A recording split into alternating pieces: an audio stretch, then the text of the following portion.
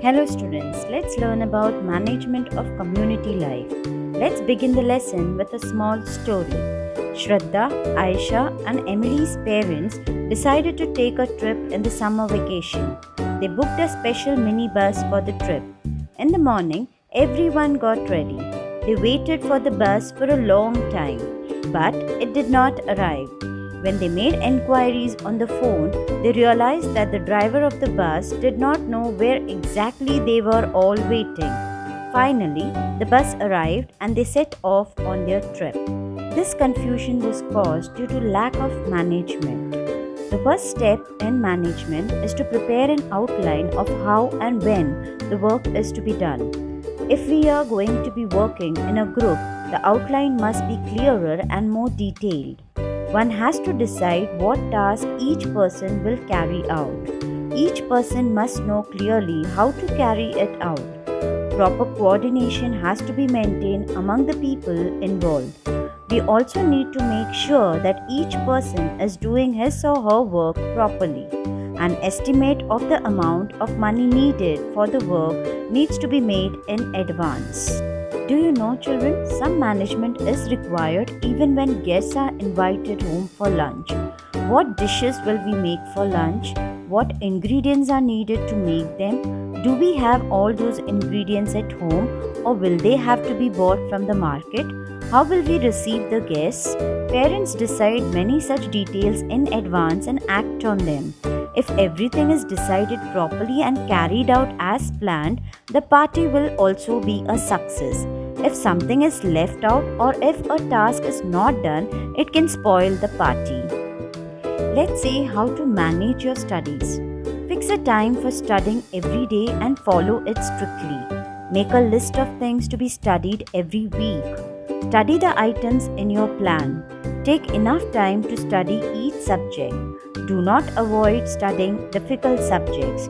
In fact, finish studying them first. If you have free time, put it to good use by studying. Fix a particular time for playing, watching TV and resting.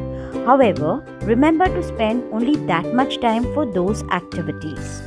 Let's see what tasks are necessary for the management of your classroom. Has the classroom been cleaned properly? Is there chalk and a duster in the classroom? Is the board clean?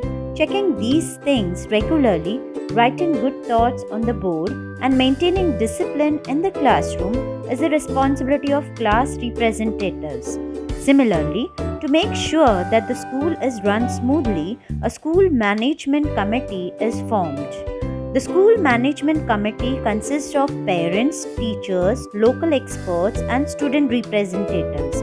The committee tries to understand the difficulties of parents, students, and teachers. It gives guidance so as to solve these difficulties. It prepares and recommends a school development plan. It keeps an eye on the regular attendance of students and teachers in the school. It helps in carrying out schemes such as the midday meal. In this way, teachers and parents work together through the school management committee to ensure the all-round development of the students. Just imagine, children, if there is no fixed time for school to start, what will happen? Students would come to school and go home whenever they wished. We would not know when to study. If there were no timetable, students would bring the textbooks and notebooks of all different subjects to school. Rules guide us about how to behave in society. Because of rules, we can be sure that everyone will behave in a particular manner.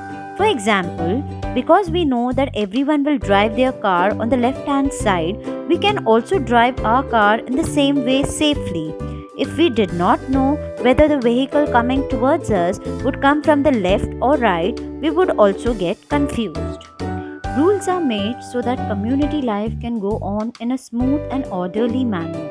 Earlier, customs and traditions formed the basis of rules. Now, it is the government that makes the rules. After independence, a constitution was framed for our country. The constitution provides the fundamental framework for governing the country. It lays down the principles on which a society is organized and developed.